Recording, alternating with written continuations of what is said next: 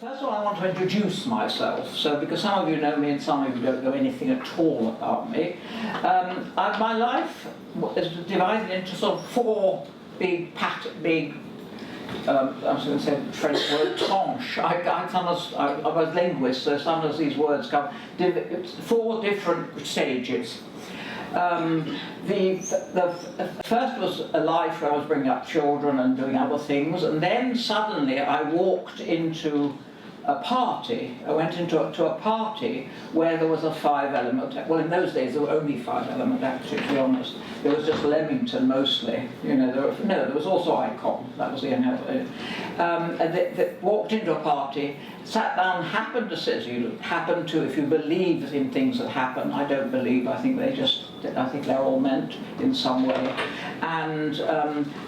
Found myself talked for the first time hearing about acupuncture. I knew nothing whatsoever about acupuncture. I was absolutely sort of middle of the road. My father a doctor, this sort of thing.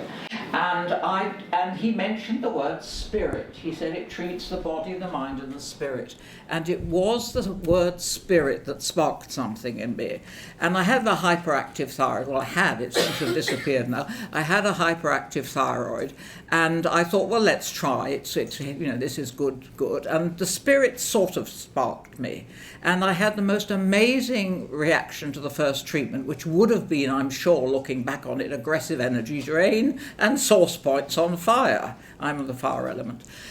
Source points on fire, because I woke up the next day completely differently. I mean, it was an amazing sort of like transformation, and I always thought it was meant to be, because I'm a rather sceptical, middle of the road sort of person. I used to think people who did yoga were silly and this sort of thing. Suddenly something had happened in my life that had transformed it, and I could feel myself belonging to the earth. I could feel it was as if I walked on the earth in a different way, and I've always felt it was the Tao's way, nature's way, whatever's way of persuading me that there was something profound that was here. And then I had treatment, and then I decided to study, and really first just to study. In those days, we did a standing order of £30 a month. I mean, you imagine this, £30 a month to go up to Leamington to listen to this amazing stuff. I mean, that was all we paid. And also we weren't, because J.R. Worsley didn't believe in book learning, we didn't do any sort of research or We just looked at elements and felt elements. So it was terribly simple and pure and straightforward. And I didn't think I'd be an acupuncturist. I thought, how would I know whether I'd be any good at this? And it wasn't why I was doing it. I wanted to find out why I'd felt so transformed.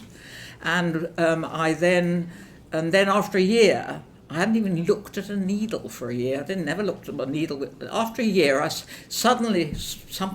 another coincidence, and suddenly I met somebody who's trained at Leamington who wasn't a doctor.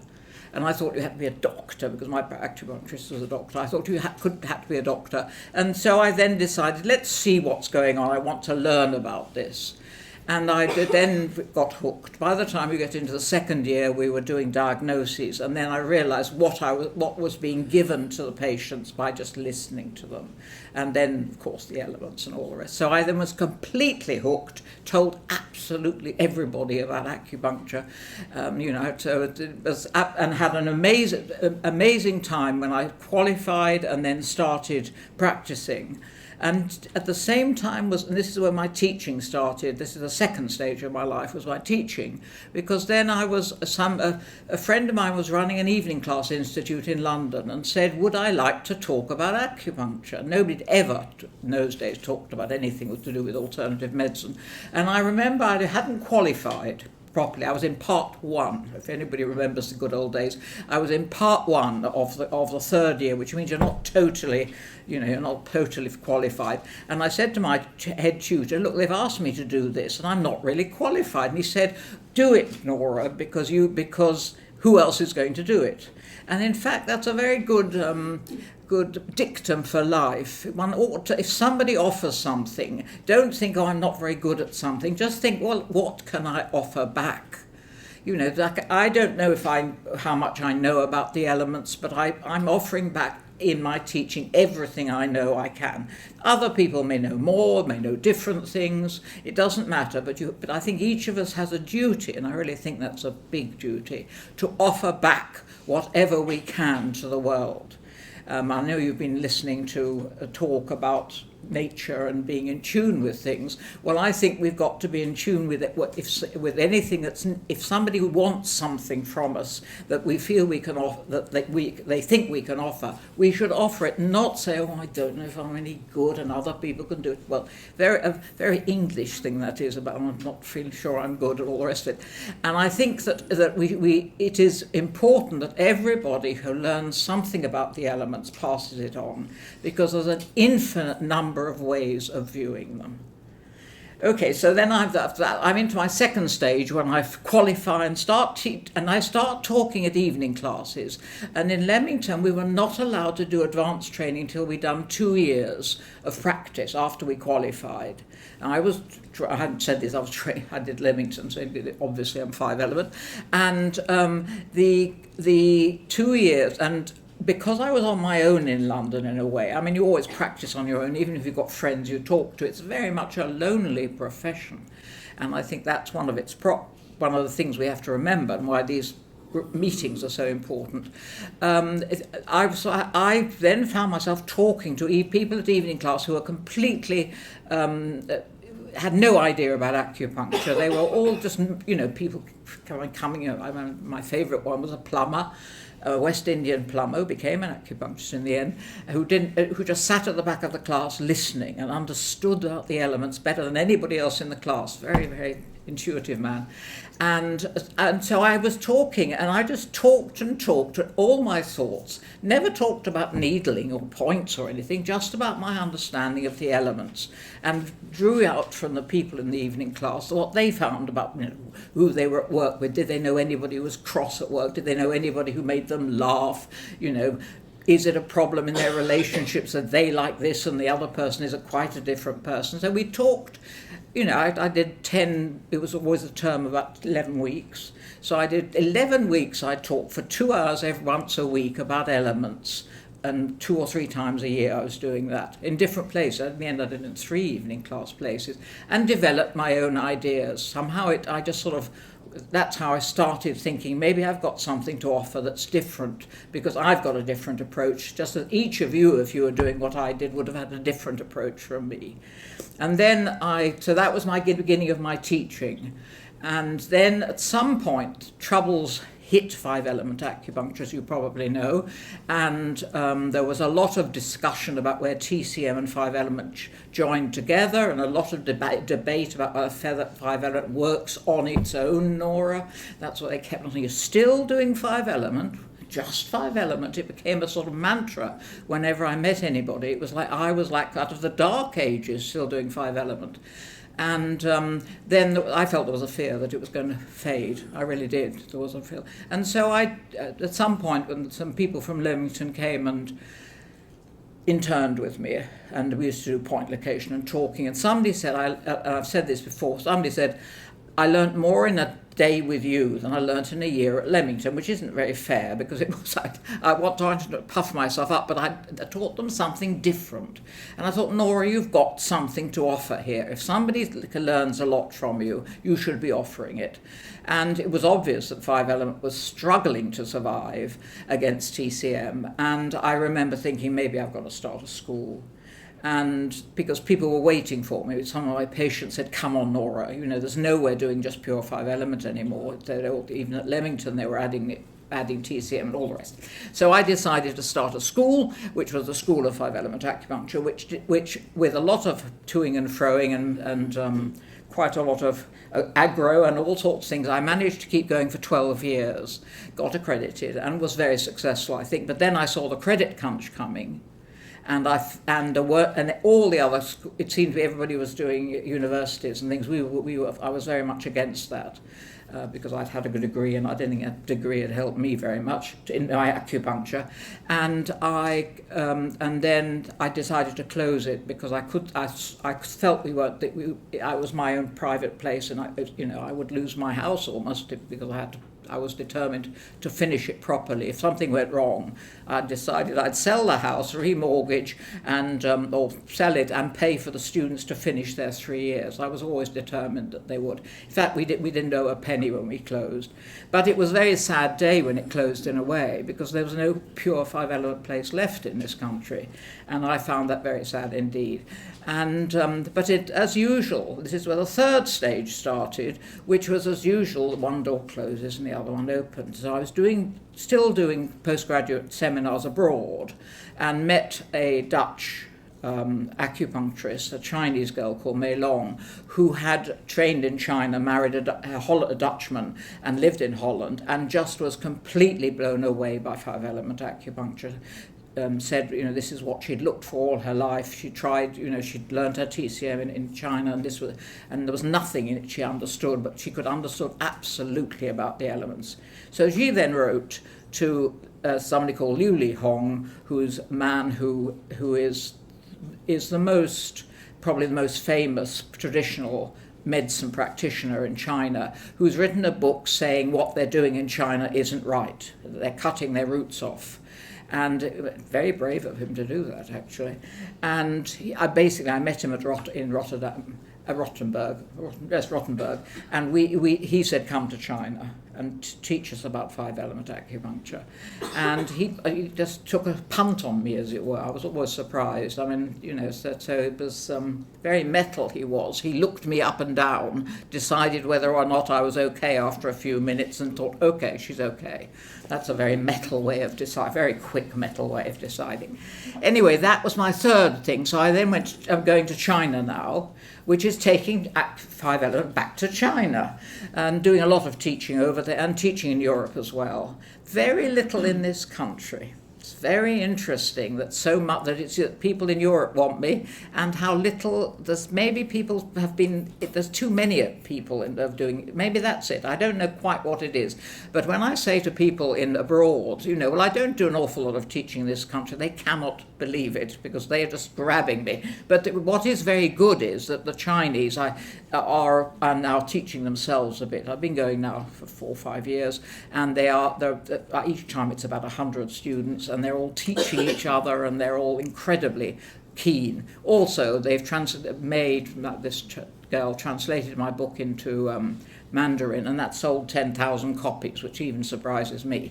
So it means there's a lot of five-element in China. Now, that's my background. The fourth issue is writing. Well, I found that I could actually write. In other words, there was something I wanted to say, so I've written, I think, 5 books now, and I do a blog, which is fascinating, because that's when I sort of can write about what I'm doing in my practice. And I find that really helps me to understand about the elements more, because I look at myself. I do a lot of self-examination, as all practitioners should. And I therefore can see what things that I don't do well. For instance, I've just written a blog this morning over breakfast. You may not know, I may have seen me write. I suddenly realised I saw a student a practitioner who's just qualified, who wanted me to look at her patient. And she said she thought he was fire, and I thought he was fire, and I thought he was too. And so we just said, yes, I think it's fire, and why don't you CV? He's rather sad. CV 15, run my 15 source points of fire, no blocks, nothing, and everything. And then I remember saying as I went out, he's awfully passive, isn't he? And I didn't think any more. Then when I woke up the next morning, something bugged me, and I thought, why did I say he was passive? Have I ever called fire passive? And I thought, never. It's not passive, maybe quiet, but it would never be, the word passive wouldn't come. And then I thought, wait a minute, I think he wanted us to give him something all the way through the treatment. And I thought, does fire ever want people to give them something? No way. It wants to give. So it doesn't demand. Maybe it would like. Sometimes when I think I would love to be Earth, as you can hear, I'm heading towards Earth. I would love to be Earth myself, but I can't be. I can't say, "Oh, please look after me," and he was sort of saying, "Oh, please look after me." Implicit behind it all, smiling and all the rest of it, but underneath he was demanding something from me, and from us, the two of us, the practitioner and I. And I rang the practitioner and I said, "You won't like this, but I think I've changed my mind. I think it's Earth. Will you please now do the source points of Earth and report back to me after 2 or 3 treatments?" So that was a lesson for me, and all the time one is learning, and I find that absolutely fascinating. So that's me, and writing about that I find very interesting. Now, the one thing which I like most of all is that the thing we're dealing. Well, let's go back to the beginning of what are elements. We never think about the deepest part of things. This is all, in case you're wondering, leading eventually to the simple sorts of treatments I'm going to suggest for the different elements. So you're here to hear about treatment, but I'm going to go right back, and I think we always ought to think, what are elements? Because they are. I always think it's the world before the Big Bang is the Tao, is how I say. Then the Big Bang came and everything split apart, yin yang, and then in order for movement to occur, the elements started. You had to have something that moved on from one thing to another. If you have yin and yang all the time, all you can do is this. It's not going to get you anywhere. You've got to move. Now, the impetus towards movement is the change from one element to another. So the elements represent any impetus or any movement in the human being, as well as in the world outside and constellations. They are the driving force of whatever it was, the universe. They move things forward. And it's good to think in terms of how pure a thought that is.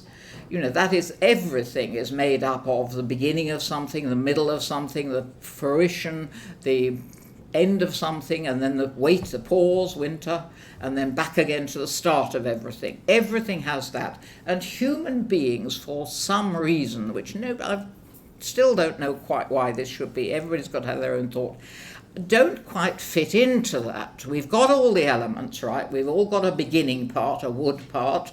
We've all got a fruition, a sort of blossoming part, a fire part. We've all got a fruition part, an earth part. We've all got what can I call metal? Drawing the essence of things from things, extracting what is important, a metal part. We've all then got to have this quiet time in winter when things just wait, ready to gestate, to start back again into wood, into spring. We've all got those because we've all got the organs. So we've all got but why is it, I've thought about this an awful lot, why is it that we have individuality? We aren't all just clones of each other. And because we are individual, and the individuality must express itself in terms of the elements, because everything that we do expresses itself in terms of the elements. Everything physical is in terms of some physical organ, everything emotional is in terms of some emotional organ, if you like, emotional part of the elements, spiritual part, everything expresses itself. But there is this odd thing that happens, which is human beings have individuality in a way that I don't think any other species has. I do think perhaps, or horses or dogs, I know horse owners think so, dog owners definitely, cat owners think all of them think their animals have enormous individuality, and they have a sort of bit, because they're sort of domesticated a bit, and I presume they've got it from the human being by being domesticated. But they don't, I always say they haven't changed the world. Has any horse changed the world? Has any cat changed the world? Written a poem? Sort of painted a lovely painting, written some music? Nobody. Had looked up into the stars? No, they don't. And only human beings have developed to the stage where we change the world. And as again, you had the talk about nature just now. We change the world for ill or good. We can destroy it or we can do good things about it. Of course, we have enormous power to change the environment now. And we have enormous power to hurt each other. I mean, I think we're the only species that is so cruel to each other. You know, I try not to read the newspaper too much, although I think I ought to, because I feel I ought to know what's going on. But if you do read it, you see human beings hurt each other all the time. No other animal does that arbitrarily like that. So we've got this negative part, and we've got this enormously positive part, which is the creativity, the ability to do all sorts of things that are beautiful, as well as things that are terrible. And inside each one of us is something that is not just the 5 elements all just trotting round, but somewhere, some part of it is unique. It attaches or somehow creates itself around one of the elements. That's what 5-element acupuncture is saying. In other words, anybody knows it, causative factor of disease, CF. I call it a guardian element. One of the elements dominates in us. Why that should happen, I have no idea, except that it does lead to very great individuality. In other words, if we had all the 5 elements equally powerful inside us, we'd all be very good in spring, and we'd be good in summer, and we'd all be good at being angry or being powerful. We'd be good at laughing, and when it's appropriate, we'd be terribly appropriate. But if one of them dominates, that's where the weakness comes, and also the strength. In other words, if I'm the fire element with inner fire, I call it, which is small intestine. So everything I do is, and I look at myself a lot being small intestine, because that sorts all the time. So all the time I'm sorting, as I'm doing now, to see whether you're listening to me. You may not notice it, but I'm trying to see whether half of you are asleep or not. But I'm sorting all the time, and that's what I have to do. But of course the negative is I can't stop it. So, somebody, I can't just relax and go like this and I've got to be always like this. You watch a small intestine, they sit forward. I've got to, because I need to do something. It's very yang, and it has to help the heart, as we know. It's the closest official to the heart. And if there's anything more important than helping the heart, I can't think of it. But it means you are totally never have a minute's peace. Your mind is endlessly working and working and working, which makes it very tiring. But of course, on the other hand, you've got this other thing, which is a gift. It's a gift for me sometimes to find the right words so I can write well about it, or to talk now. If I'm finding the right words, it's a gift I'm giving you that you can understand what I'm saying.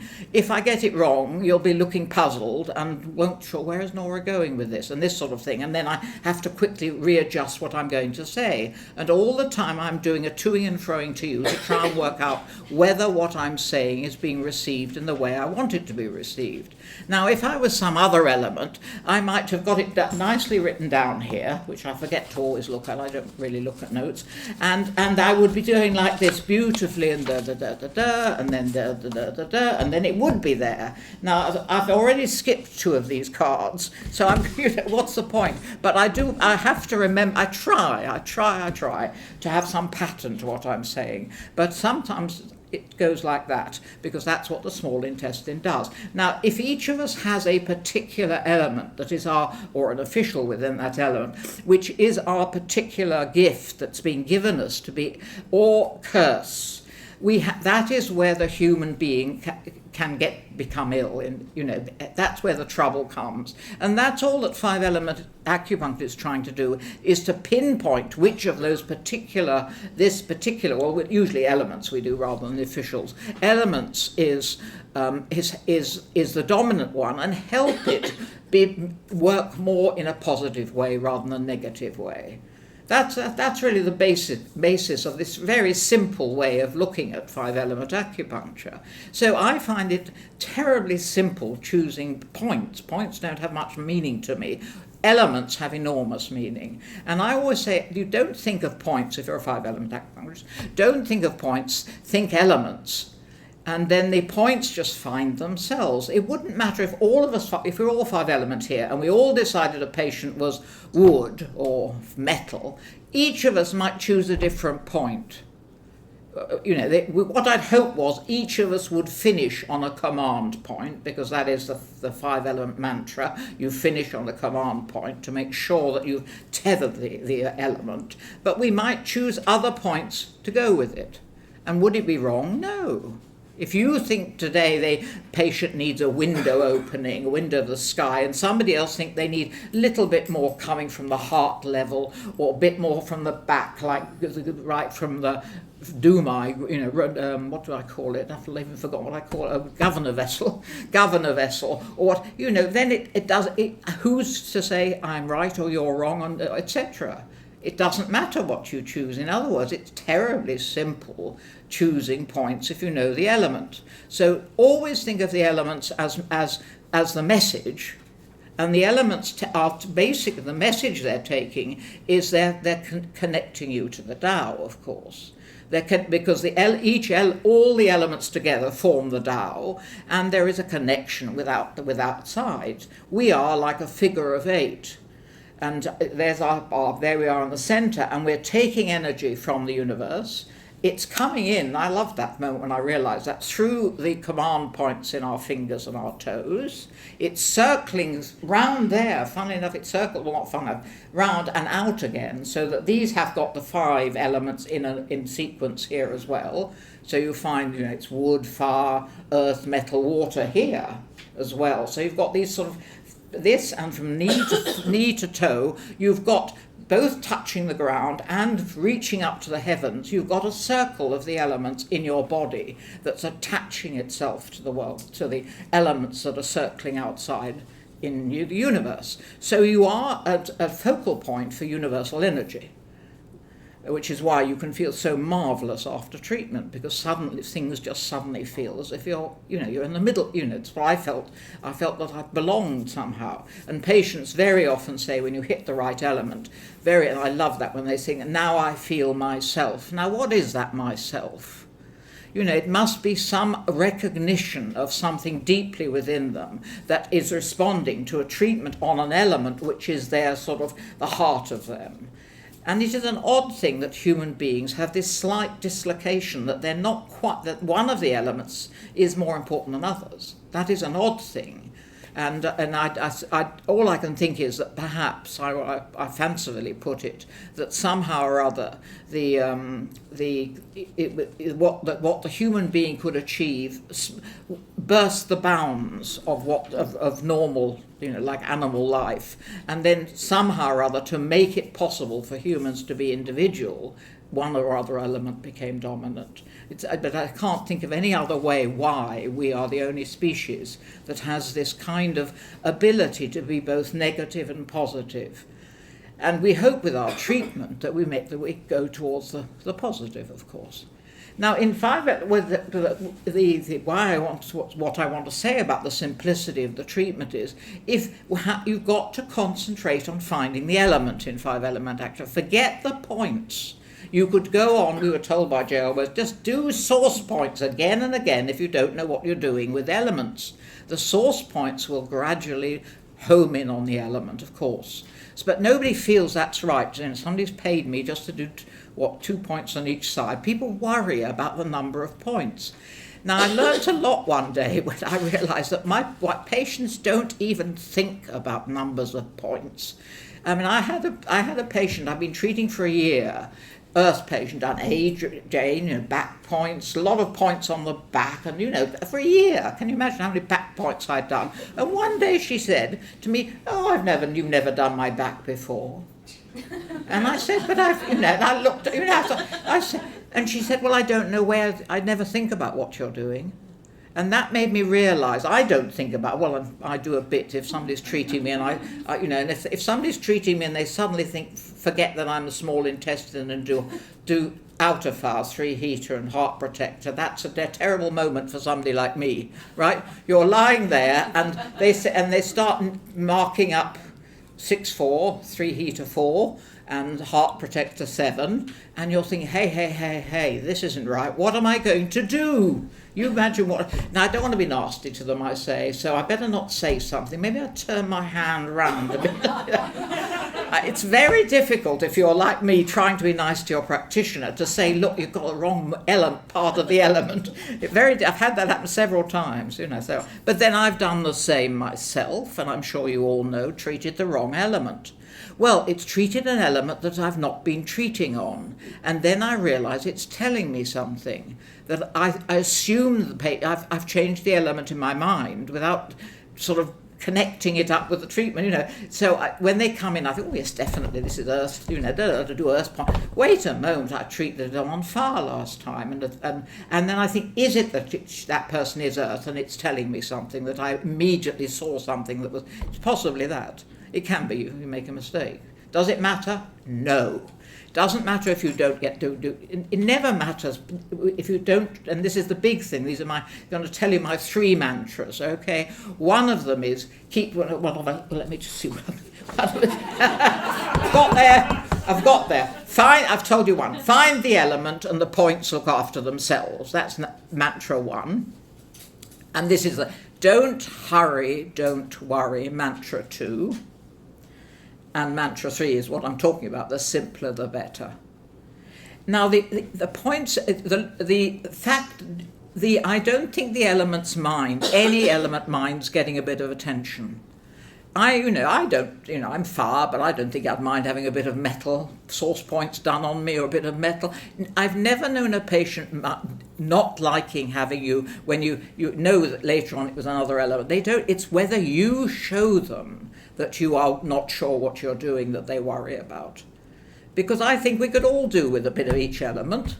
And so never lost a patient by not getting the element right. And I've very, very, very often taken a long time to find an element. And so don't hurry, don't worry is a big one.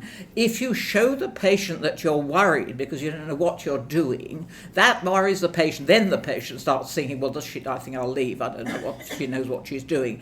And never ask a patient, how do you feel after the treatment? Because that's an awful question to be asked. Because you're wanting reassurance from the patient, and no patient should reassure us. We're not there to let them teach us that we're doing it okay. So don't ever ask patients how. I try not to ask patients even when they come in, how do you feel now? Because that again sounds like you're hoping that you're doing it all right. It's got a sort of negative feeling about it. What you should do when they come back is already have planned from the last treatment, what is the thing that's happening in their life that they want to talk about. So from the last treatment, say they're having trouble at work. So the first, instead of saying, how are you feeling after, you say, now how is it at work now? Any better, so, that sort of thing. It's important to and that's where the no hurry is important. Patients don't worry what you're doing with the needles, whether you've got the right element or anything, if they think you're listening to them properly. And if you're listening and have got a good relationship with them, that's when the elements drop their mask. I think we all can mask ourselves and be very nice and sort of show a different side of ourselves. But the real side of ourselves is the one when the elements really speak properly. And that takes time to trust a practitioner enough to show how you really feel.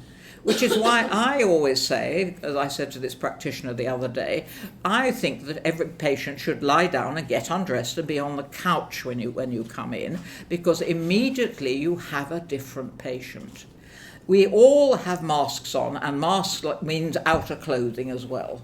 If you saw me sitting here in my underwear, I'd be in a very different state of mind from now. My nice thing which I bought in China, which I like. So I've got my mask on in a way. You've got your mask on, which is public faces we've all got on. But if I wanted really to get help, the one thing I don't want is for me to have this outside mask. And wearing clothes, outdoor clothes, any clothes really, except your underwear, obviously, any clothes is a sort of a mask. And sitting up on a chair is a way of keeping the mask going. I know a lot of people don't agree or don't want to do it, but I've found after, that if you've got, just tell all my patients get undressed, cover with the blanket and lie down, and I give them a few minutes. And when you come in, you see a very different kind of person, particularly businessmen, who are not used to that. Women are better at unmasking themselves, if you like. But so it's a good way, and the elements show themselves when the person is not having this great mask on them. It's very interesting that. So that's just a little by the way. So there is never a hurry. And don't worry, it doesn't matter if you don't know what the element is. This is all 5 element acupuncturists worry about this. What you need to do is start learning ways of recognizing elements. Bit like me, with this patient the other day, thinking about is passive fire? You know, that sort of thing. You know, you CSOE, colour, sound, odour, emotion, all of the 5 element people brought up on that till, but you can't see colour, sound, odour, emotion, you may be a bit better at. You can't see that after 3 years of study at college. You can't. It took me ages till I saw a colour. What was the colour most... I think it was bluey black. I found more difficult. And also, because I got bad hearing, it wasn't very good, the voice. And don't think that it's easy to recognise these, because we have all of the 5 colours, we've got all of the 5 organs, 5 elements, we've got all of the 5 voices, sounds, so they're all there, but which is dominating below, which is almost like the sort of leitmotif, the bit that is really there, that takes time. Took me much longer than I realised till I it's colour as well, and I never saw colour here. Everybody says see colour here. I see it very often all over the body. You know, you can see there's something very, very clear about putting your own hand against somebody's leg, for instance, which, on the thigh. My hand gets very red as soon as I put it against somebody who's not fire. It's very interesting. Your hand changes colour. It's almost like, oh, my God, it doesn't obviously, but you see the difference. And the body shows, you get a very white metal colour, a very yellow earth colour, very green wood colour, a very sort of bluey, translucent blue watercolour, and a very, red, pinkish colour. And then the other thing it took me ages to realise is that fire is not always go bright red, that often it's earth or wood. And I remember learning that from watching JR, because I took a lot of patients to see JR, and I thought this was definitely fire. And it was bright red, and it was earth. And then I realised that what it was is that fire was dominating, mother of earth, was dominating earth, and earth couldn't show its yellow. And then you can have wood, can be very red, because it's lacking a lot of earth, a lot of fire. So it stokes up its own fire because it can't pass it on to its child. So you don't always think the most obvious things are like that till somebody points it out to you. And that's where you need, if possible, an experienced person to say, no, I'm sorry, that is yellow. People were always thinking, when I was teaching in my school, all the students thought wood was fire, because the wood faces were often bright red. And fire never goes bright red, it blotches, it goes blotchy. It goes nice, translucent pink. I've no idea what my colour is now, probably blotchy. But it can be a translucent sort of pink, but it's never bright red, and that really taught me something. I thought, my God, all those people I've thought were fire before. Now, going on from my 3 mantras, you need to give yourself time to gradually see the elements. And therefore, how are you going to choose points if you're not sure what element you're treating? Well, you do the best you can. It doesn't matter, as I said, you do the best you can, but you get better and better at seeing change. And this is so the important thing that when you're watching, when you're looking, is to get little pointers to change. Like my pointer with this patient was, he was too passive. It was just a little thing that I thought, is this earth? Is this fire? Is this, that's, and you will just use each patient that you've successfully diagnosed to help you with the other patients of that who are coming with that element. And so now, if you're thinking of what kind of treatments you need to do, I'm going to now do a hard sell of my book, right? Here we go. Lovely Singing Dragon Press, who I do think I've seen Jessica come in just now, my lovely editor of Singing Dragon, has brought out my new edition of 5 element Handbook of Five Element Practice. Now I've now added, for the Chinese this was, and it's already in Mandarin, I've now added a teach yourself bit, because the Chinese live all over China, and there are maybe, there's only 3 of us going out teaching them, and there's only the few that know a little bit more than us over there, more than the other. So they've got to teach each other, and so it's got a teach yourself manual at the end of it for anybody who wants to know how to learn how to teach yourself. I don't think it's bad to debate it a bit whether it was ethical to teach. And I thought, well, for goodness sake, if you haven't got to teach, you've got to teach yourself, haven't you? But then whilst I was doing this, I also realised that I could do a better bit on point selection. I've improved the points from my old version. I had some of you may have seen I had another handbook, which the point selection is better. And what I've done to help everybody who wants to know is I've got it in various categories. Right, that I've got here now. And in the book, I've divided up things like, to help you if you want to know what, specific groups of points that you use, like you all probably know, command points, source points, element points, and that sort of thing. APs, which you call back shoe points, some of you, windows, are specific groups of points. And then I've put a point selection guideline, which is guidelines for selecting points, and the list of my favourite points for each element, which are very, very few, okay, and example of point location for the first 4 treatments. So if you follow that blind, then you can be doing good 5-element treatment. And you'll see if you read those, there are 3 chapters, 6, 7, and 10. If you read those, that you will see that I use very simple number of points, and I've put them in various categories. There are certain points that you would never use at the beginning of treatment, certain points you can use, and certain points that you always use at the beginning. And I've tried to help somebody so that you can look and see, make it simpler for yourself to decide what points you need to use for that. You've got 365 points, and there's a lot written about points, which I find very confusing, because I don't think a point in itself does anything unless it's attached to an element. In other words, there's talk about points as if they have a sort of value in themselves. And I don't think that is true, because all points, if you think what they are, they're messengers from the outside. Look where points lie. They're messengers from the outside, because we put a needle on the outside of the skin and they take the message in to an element.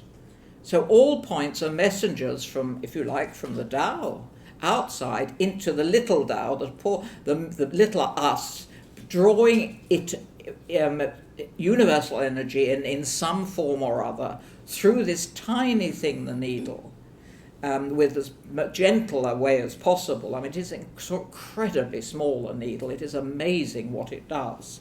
So all you're doing is just gently making an opening through which universal energy can go into the human being. And you then allow the human being, the person to whom this universal energy is being summoned to do something with that energy. If you think of us as a figure of 8, and I've always liked to think of the 5 elements as being, if you like, giant hands, 5 giant fingers, the hands of God, if you like, but I don't, whatever God, I'm not talking religion, I'm just talking whatever big power you think might have created the universe, or whatever, but the 5 fingers of a giant hand, that's what they are. And they hold everything in their grasp, and they hold us too. And somehow the needle allows that energy to flow through us, do something inside us if we choose, if it's the right thing, and if we choose to do it. In other words, we have a choice whether we accept what's going on, which is why some patients leave even though they're getting better, and they say, oh no, I'm not getting better, I don't like what you're doing, because they don't want to change at all. We all know those sort of patients. So that there is this idea of something going through these extraordinary 5 aspects of ourselves, which are the 5 elements within us, taking energy from the 5 elements in the universe outside, and then sending it out again, because everything goes out through the same way. It comes in and goes out. We are like a conduit for this energy. And what we do with it, it depends on whether the practitioner has been successful enough, first of all, to make a good relationship with us, and secondly, to home in on the right element, because the quicker you home in on the right element, the more the patient feels that things are moving. There's no doubt about that. Although we were told, just do source points, yuan points if you don't know source, and then eventually you'll know which element is right. What you're doing by doing that, trying to work out whether you're on the right thing is watching the patient immediately. You get very quick at seeing change. I've found that I can see it even if there's no aggressive energy. That's the first treatment we do unless we're doing possession. If there's no aggressive energy, even putting the needles in the inner in the APs, in the back shoe points of the yin meridians, is sending a message to the deepest part of an element, which is the yin. So as you put the needle in just a little bit below the surface, just to see if there's aggressive energy, our first treatment, you're already saying directing something like, are you all right? We were told not to put the needle into the heart until we saw if there was aggressive energy in the heart protector, though I've actually found aggressive energy on the heart and not on the heart protector, so that I'm not sure where that comes from, but you can adapt all that. But I do put the needle on the heart very, very gently, not because the one thing you don't want to do is push aggressive energy into the heart, because that's so dangerous. But if you do it very gently, each time you're putting a needle in, you're actually saying, thank you very much, you're actually saying to each yin official, or to each the deep part. Remember, yin is the deep part of the element, and the yang is the outside one that has got face turned to the world. So the inner part, you're saying, "Are you all right?" And that's really what you're doing. And they can feel. I always think people look very different after an aggressive energy drain, even if there's no aggressive energy. And that's when I realised what this approaching these points. These are the deepest points you can do. The back shoe points. They're very, very. They go straight. They've got no impediments. They go straight through to the element.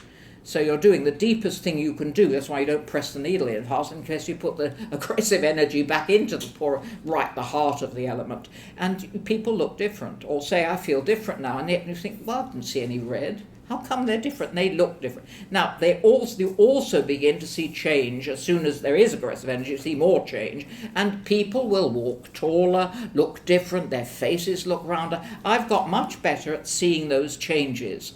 And that's what you're looking for. If you aren't good on colour, and you aren't good on sound, and you're not good on smell, and your emotion isn't brilliant, look for change of some kind. And let it tell you something.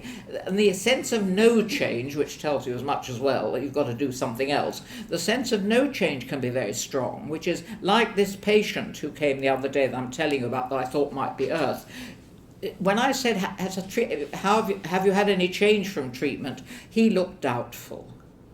And the practitioner said there's not really been much change. He seems quite happy about it. And I thought, nobody ever says, oh, well, I'm all right. If you've hit the element, if the element is responding at the deepest level, which is right down inside it by doing a source point, really, which is one of the deep points, if the patient does feel a change. It may not last.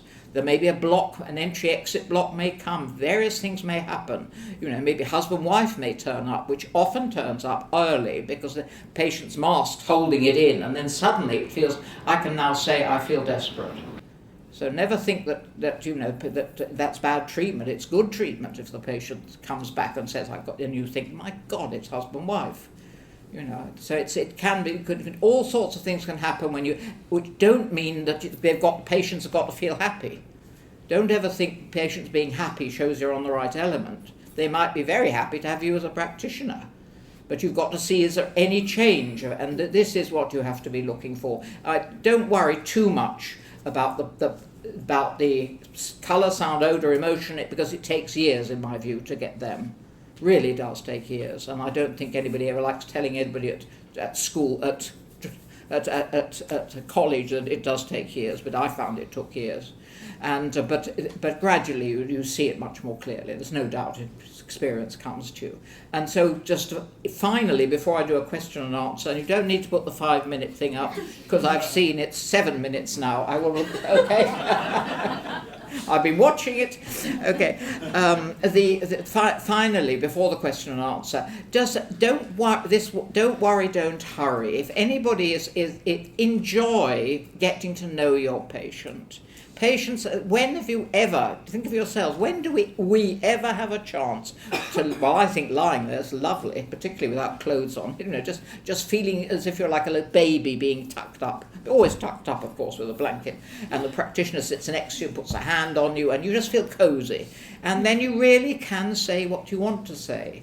And practitioner, you have to do it by hand. A lot of it's by hand. You've got to touch people, and the touch. Just always hold. This is a thing we took ages at Leamington learning how to touch people. We aren't used to. We're like this with our hands. Like this. And I was. It was like I'd sit on the couch and go like that to the patient. Now I just sit and hold the patient's hand, and immediately there's something changes. If the person is tense, and suddenly they think, well, I think perhaps I can trust Nora to say things are bad, and you have to go into the deepest part of their lives. Of course you do. If you think there's something going on here that they're not telling you, it might be they're having an affair that they don't want to tell you about. So I say, are you by any chance having an affair? And I don't think, or are you gay, or because that's another thing, better now than people were before. But I remember once I didn't ask that, and I lived near Hampstead Heath, which is a sort of cruising ground, and I saw this patient of mine going into, and I thought, my God, I didn't think he was gay, and I should have asked. So when the next time I said something, he said, well, I never thought you'd ask me about that. And I felt saying, well, I saw you going.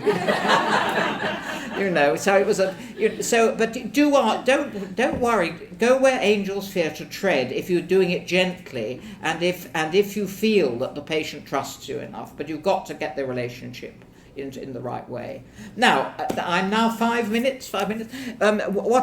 Do shoot with any questions of any kind. Anything that it's an hour's ridiculous amount of time, really, to talk about life, isn't it?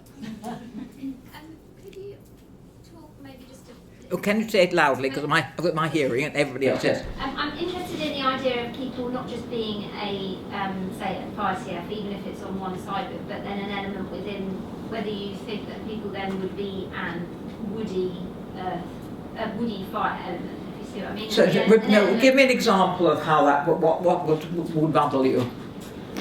Well, I think for a start, you were saying about how it influences individuality. I'm going to come close to them. I'm not listening. And I think I could give you this, couldn't I? But I think by the time I get that. So you're talking about the elements giving everybody individuality, but that's only 5 categories of people, yes, and there are obviously more than 5 categories of people in the world. So whether there are in fact people who are like an earth within. Yes. Well, we haven't even looked at the within. The within is a problem because it's bad enough, like say, thinking about the without, let alone the within. Okay. So let's lean against this. I can talk about. It's of course we're made of all of them, and that's why we can. There's always, and we might have a grief hit us. Somebody may have died, and then our metal suddenly becomes very strong. You see, so there will be many times when the elements have different relationships within themselves to each other, but underlying it all is always one way of being. There's a sort of way. There's nothing I can do about not sorting. Even if I was terribly sad or very happy or very angry, I'm still sorting. Do you see? And so the earth person is still processing. Whatever's going on, the basic element, it does seem to be a truth. And that's why it's a very simple truth. It does seem as if human beings do have one element that dominates. I've never disproved that. It doesn't seem to change either. People wonder, people and people like to change their element. That's the other thing. They don't fancy being fire or earth or something. We had a very funny time because a whole lot of students went up from my college up to see JR and to be with a diagnosis, and they all swore they were fire, and they all trundled back very depressed because half of them were Earths, and they didn't like it. I mean, I don't see why Earth's got such a bad press. I thought it was quite nice to be Earth. I would like being Earth. Get somebody looking after me for a change, you know. But it was so there's always in other words, it's an incredibly complex thing finding the element. It doesn't, you know, there's no way that you can speed that up, and I don't think it matters if it takes a long time. I have this example of this patient of mine that I've been treating for years. I must have said this before, for ages. She came back after a long time, very happily treated and everything. She walked in the door and I said, God, she's not Earth, she's wood. It was like I saw green better after I hadn't seen her for 2 years. And I could see, and it wasn't. I was happy with wood after that, but Mike, I thought, my God, all those treatments on Earth I've given her. Did she mind? Did I mind? No, but I wasn't clued up enough to get really hard. And she had some eye problems at one point, and I thought, well, maybe I could have done something that wood if I could be the eye. Maybe if I'd have got wood earlier, I could have helped her better, you know. So don't worry. Did she mind? No, I minded because I hadn't helped the eyes. But apart from that, you can't be perfect. Anything else? Any other question? Yeah. I've really enjoyed your lecture. I'm TCM trained and I've never done any Sorry, I've really enjoyed your lecture. Right, good. Did you follow me? Was I TCM dancing around everywhere? I'm TCM trained, never done any five elements. Yes. You say you lecture in Europe a lot. Yes. Have you got any lectures in England at all? Well, we do seminars. If you want, we do seminars at Harley Street, yes, I mean we do. I mean, what you put your name, give me your name on a bit of card with an email because the email I send one. I'm the only person left doing anything at Sophia now, so I do everything, believe it or not. So I send out the emails, and we do a seminar. Yes, we do seminars. Yes, we do. We look at patients, and yes, that's right. Now, any other questions? Are you dumbfounded?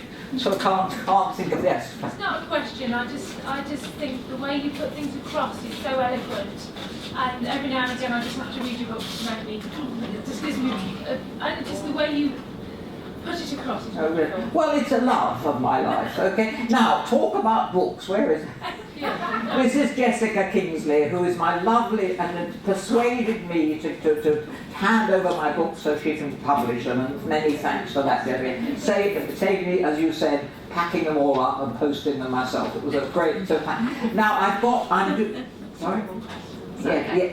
Well, can I just say this one thing? I've got I think I'm doing a book signing or something at Singing Dragon Press. I'm doing a book signing for my books. There are 5 books. What I want to tell you about is just, and then I'll come. No, you come back to you.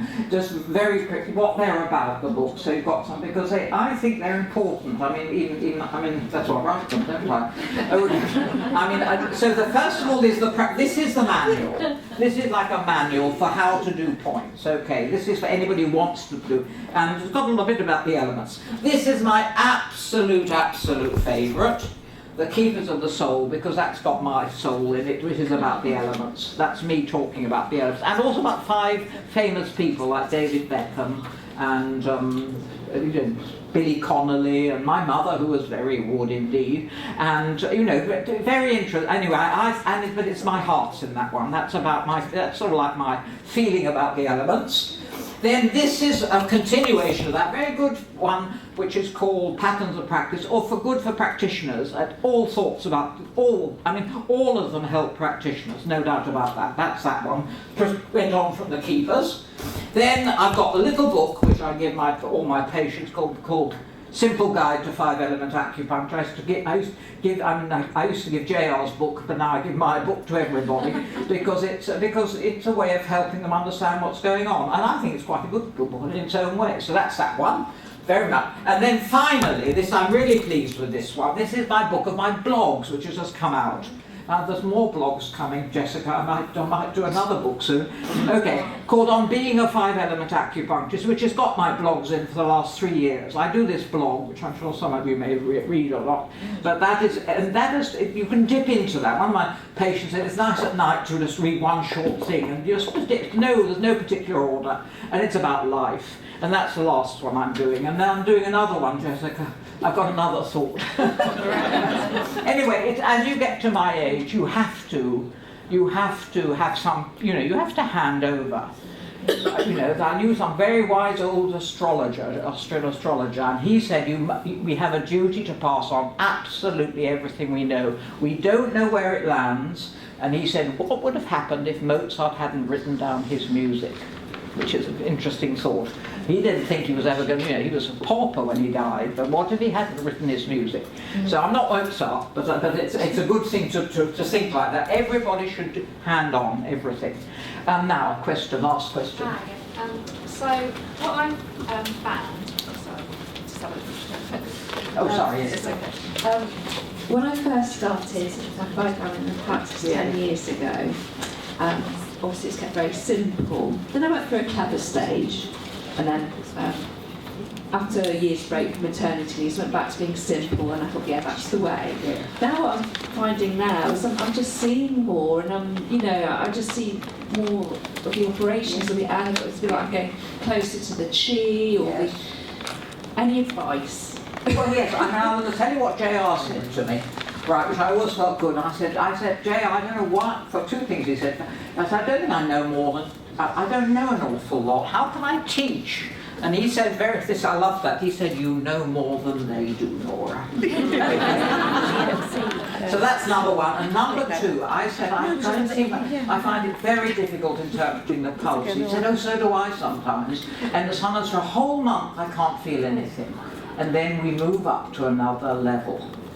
And so it's nice to think that sometimes you have to wait for these rather difficult times to pass in order to move up to another level. You have to have the courage to wait. So don't think it's odd. It's a natural part. It's a long, hard climb, and there are lots of stages when you feel you're falling back. But each time you think, like he said, I can't feel the pulses at all.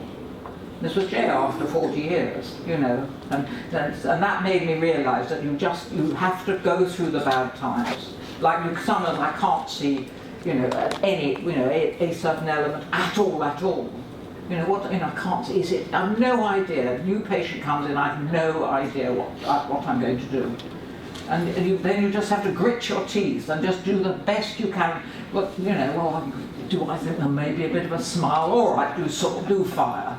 I mean, you really know that's exactly. And then maybe the next time they come into the room, they look a bit. You see something different. It's always the new when they come in and you see it again. If in doubt, try and get a friend to come in. Get the friend to talk to the patient, and you watch the patient. Because if you're not responsible for something, you see something quite different. It's a bloody difficult profession we're choosing. I've got to a different level. It's almost like the interpreter just got to ask more questions.